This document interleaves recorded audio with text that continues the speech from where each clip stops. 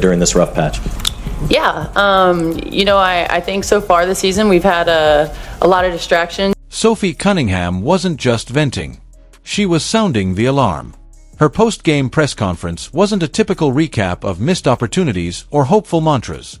It was a declaration that the Indiana Fever are no longer a team. They're a collection of isolated, drifting islands. And the person she subtly held responsible? Head coach Stephanie White. "We have our own islands." That was the line. Delivered with the kind of weary frustration that only comes from someone who's seen the glue holding a team together dissolve in real time.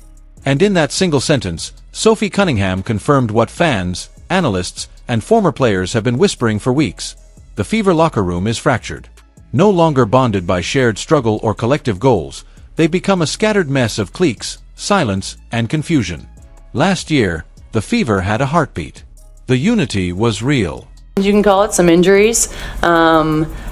Don't know who's playing, and so there's just a lot of distractions. Players spoke openly about the culture being built, the sense of family, and the off-court rituals that gave the team soul. There were scavenger hunts, silly games, veteran leadership. Erica Wheeler and coach Christy Sides orchestrated a fragile but powerful symphony of camaraderie and discipline. But now, Wheeler is gone. Sides is gone. And so, too, is the connective tissue. Sophie didn't just talk about injuries or inconsistency. She spoke about identity loss. The trust, the support, the fire gone. And she didn't sugarcoat the outcome. It's going to kill us. The Fever, a team packed with talent and potential, is falling apart not because of bad basketball, but because the people in charge let the culture rot from the inside out. Cunningham's words weren't just frustration. They were a warning. The term islands wasn't metaphorical fluff. It was a direct indictment of a fractured team dynamic that starts at the top. Locker room, that's the only type of people that we have that we can lean on, and we got to be better in that area. We have got to stay disciplined. We have to stay focused. Coach White had promised a locker room built on trust, on relationships, on surrounding key players like Caitlin Clark, Aaliyah Boston, and Kelsey Mitchell with the right people. But that promise, like the chemistry it was supposed to protect, has shattered. The evidence is everywhere. Blown fourth-quarter leads. Defensive collapses. Players unsure of roles. Distractions piling up. Sophie pointed to the inconsistency of lineups, the mental chaos of not knowing who will suit up each game, and the emotional exhaustion of trying to hold it together when no one is leading. And then there's the elephant in the room, the exit of DeWanna Bonner. Her disappearance wasn't just a roster shakeup, it was a cultural implosion. Bonner was the stabilizer, the calm voice in the storm, the veteran who didn't just play but held the younger players accountable. Her absence left a leadership crater. No one has stepped in to fill it. And Sophie knows it. Her quote, "We have our own islands," wasn't random. To get consistent, and we got to lean on each other, and I think that we've kind of wavered a little bit on that. We have our own islands, but it was surgical. It signaled factions within the team, groups that no longer talk, no longer share the same mission, no longer trust each other on or off the court.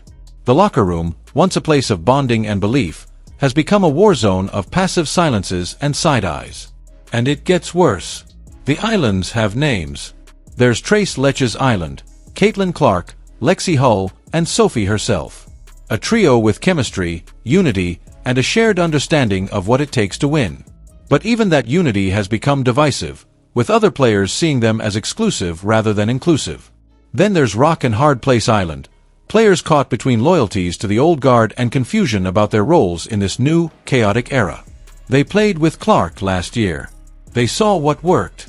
And now, they're being asked to adapt to a team with no emotional compass. Social Justice Warrior Island is led by Brianna Turner. As one of the leaders on the team, I got to do a better job of grouping people, right? Whose focus on off-court causes has alienated some teammates who feel the mission should remain on basketball. And finally, there's I Just Want to Play Ball Island, where players like Dantas just want to hoop without the drama. No one's building bridges. Everyone's digging trenches. And where is Stephanie White? Where is the leadership she promised? Where is the strategy for bringing a divided locker room back together? All we've heard is silence. The front office, so concerned with optics and branding, forgot that basketball games aren't won in press releases. They're won in locker rooms, in trust, in sweat and sacrifice. Christie's sides understood that. Her silly team-building games were mocked by some, but they worked. They turned strangers into sisters. They created shared memories, accountability, and joy.